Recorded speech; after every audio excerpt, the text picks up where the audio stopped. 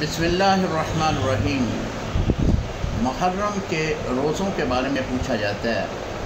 हज़ूर अलैहिस्सलाम जब मदीना मुनव्वरा तशरीफ़ लाए तो आपने यहूदियों को देखा कि वो रोज़े 10 मुहर्रम का रोज़ा रख रहे हैं। तो हज़ूर अलैहिस्सलाम ने दरियाफ़त किया कि 10 मुहर्रम का रोज़ा क्यों रख रहे हैं।